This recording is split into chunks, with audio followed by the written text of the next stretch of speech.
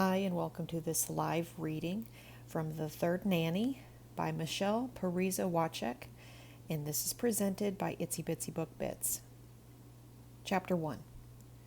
It all started with the letter.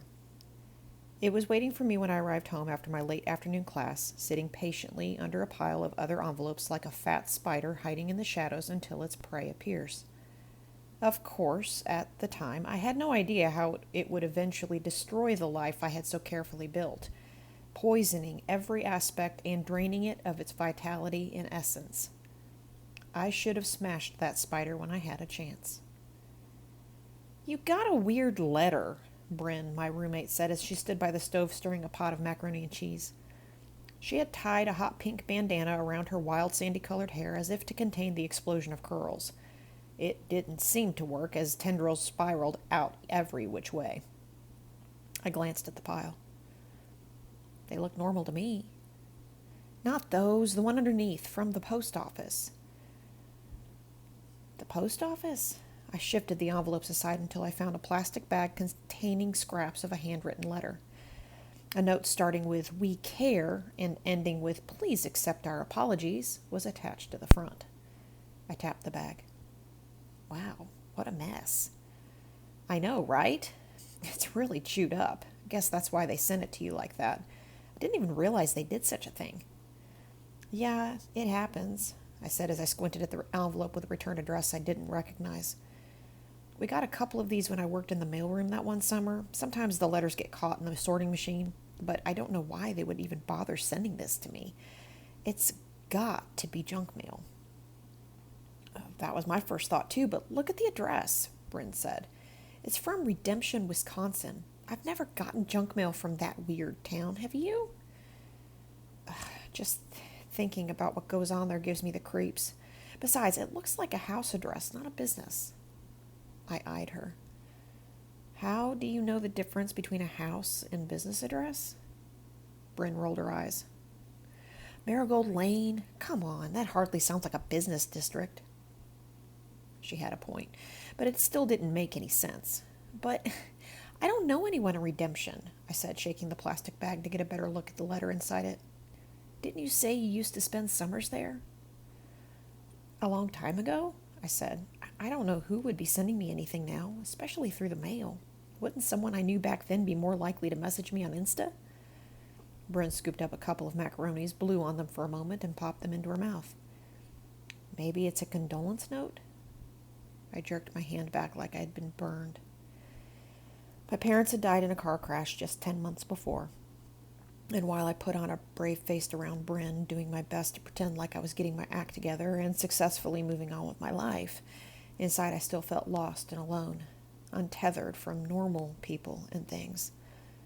How could I focus on the day-to-day living when I was now an orphan, the last living member of my family?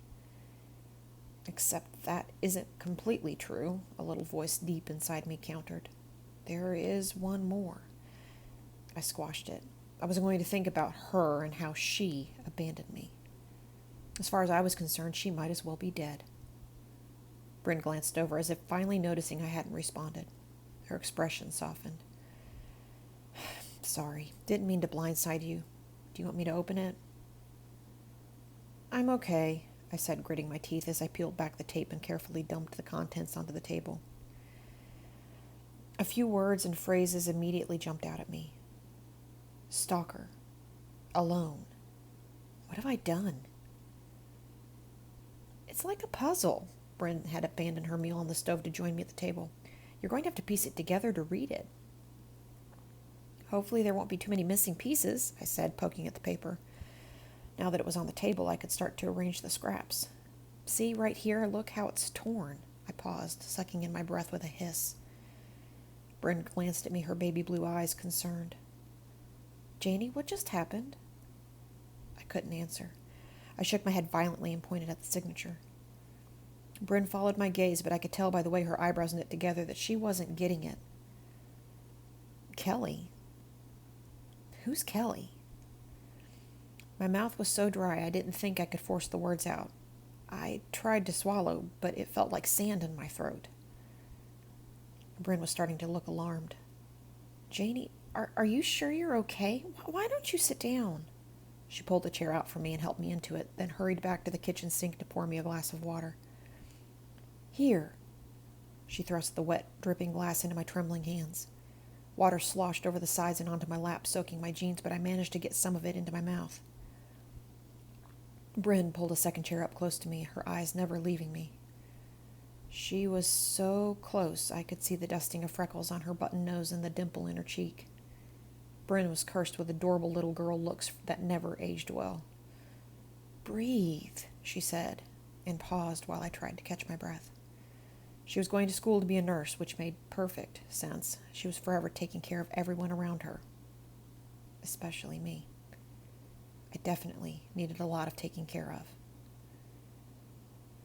After I calmed down and my hands stopped shaking so badly, Bryn put a steadying hand on my knee. "Okay, so can you tell me who this Kelly person is and why she upset you so much?" I swallowed hard. I didn't want to say it because the moment I did, it would become real. This odd little pile of torn paper would suddenly mean something.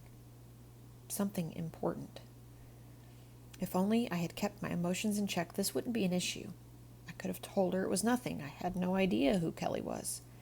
It was probably all a mistake or a joke.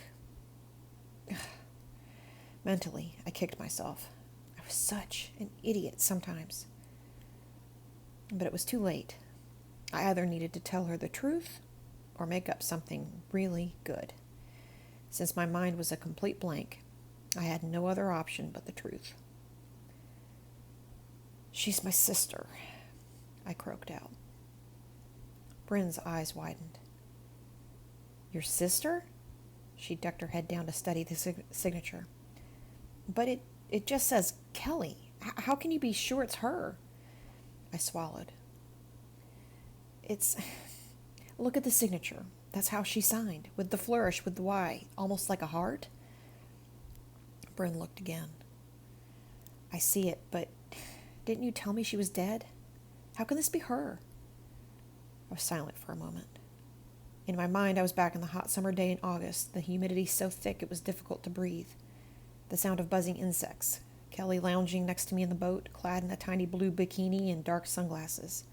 Her long bleached blonde hair gleaming in the sun, lips coated with bright red lipstick, the smell of suntan lotion mixed with Calvin Klein's Eternity, her signature perfume. In fact, for a moment I thought I caught a faint whiff of it. Was it coming from the letter? "I don't actually know what happened to Kelly," I said. "No one does." Bryn's eyes went wide again, but she stayed quiet, waiting for me to continue.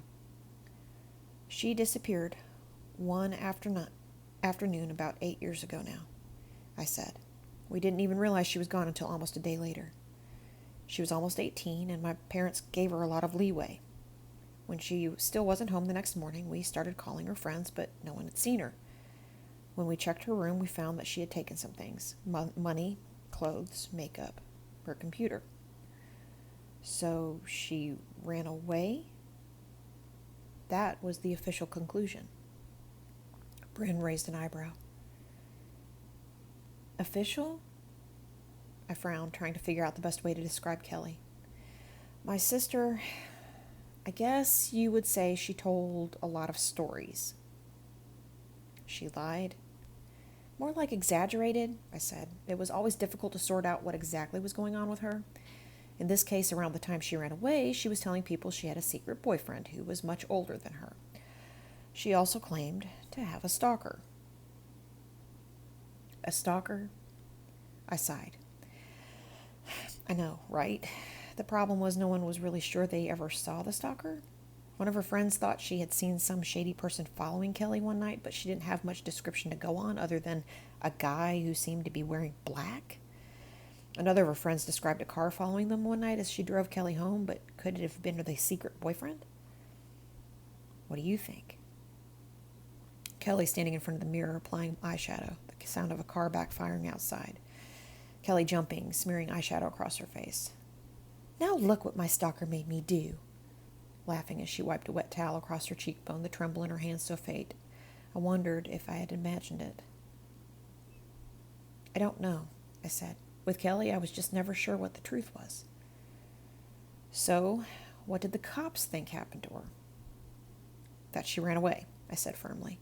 Although, to be fair, they did poke around a bit and ask a few questions, especially about the stalker and the secret boyfriend. She was almost 18, and as the cops kept telling us, it wasn't against the law for an adult to disappear. I don't think they took it as seriously as if she had been younger, but once we received the postcard, that closed the case. Bryn's mouth dropped open. A postcard? Seriously? Yeah. It was postmarked Chicago, had a picture of the skyline. I paused, remembering how frantic my parents had been wanting to drop everything and drive to Chicago to look for her, and how the police officer in charge of Kelly's case had convinced them to stay put and hire a private investigator instead. So, Bryn nudged me. Don't leave me hanging. What did it say? I shrugged. Not much. That was the problem. I'm fine. I'm happy. Don't worry about me. I'm living the dream. XOXO, Kelly. Living the dream? Yeah, another thing Kelly did. She wanted to be famous. Actress, singer, model, something like that. She had been saying for years the moment she turned 18 she was moving to Hollywood. But she wasn't in Hollywood. She was in Chicago. I know, right? That was what my parents said. There was something wrong. If Kelly was going to run away, either with her secret boyfriend or on her own, she would have gone to California, not Chicago. But the cops didn't see it that way. As they said, she could be working her way up to Hollywood. Maybe she landed a couple of gigs in Chicago and decided to start there. Or maybe she was just passing through and dropped the postcard off on her way to Hollywood. There could be a million explanations that didn't involve her being abducted and forced to write it against her will. Anyway, that pretty much put a bow on it for the cops. They closed the case and my parents hired a private investigator. But that didn't pan out either. I don't think my parents ever stopped looking for her, but it didn't matter. As far as I know, that was the last any of us ever heard from her. Bryn sat back in her chair. Wow, what a story. Why didn't you tell me before, and why did you tell me Kelly was dead? I reached out and started worrying a corner of one of the envelopes, which appeared to be a credit card offer, trying to ignore the hurt accusation in her voice. It's complicated, I said. For a long time I was so angry at Kelly. Why didn't she reach out to me? Why didn't she tell me she was going to run away? Why the radio silence? She always told me everything before, so why did she stop? So I guess in a way it was easier to think she was dead, because if she wasn't, and she was ignoring me... My voice trailed off. Bryn squeezed my hand. I blinked a couple of times and tried to force a smile. The other thing is, people treat you differently when they know you are a victim of a crime, or that your family is, in our case. I hated the way everyone would stop talking when they saw me, and how the teachers would hover. No one knew what to say. My friends were uncomfortable and awkward around me until eventually it was just easier to stop being friends. I shook my head at the memory. Later, I found some new friends who either hadn't heard of Kelly or didn't realize I was her sister, and I saw how much easier it was if people never knew my history, if I just created a new version of Janie without this whole sordid past. So, when I went to college, that's exactly what I did. I just rewrote my history. Instead of a sister who just disappeared under strange circumstances, I had a sister who tragically died in a car wreck. Which was still a nightmare, of course, but it didn't take long for me to realize that people rarely asked questions about death. Death scares them, almost like they are afraid if they talk about it too much, someone in their family will die too. But a missing sister? That's the stuff of true crime. Everyone loves to talk about that. But I wouldn't, Bryn started to say. But I held up my hand to interrupt her. I'm not saying you would. In fact, I know you wouldn't, but after we spent time together and got to know each other, I didn't know how to bring it up, because I would have gotten questions like this. I realize now I should have, and I'm sorry. Bryn's face cracked open. Oh, Janie, you don't have to be sorry. I get it. I really do. She reached over to give me a hug. I hugged her back, relieved by her acceptance of my explanation. Not that it was a lie. What I told her was all true. It just wasn't the whole truth.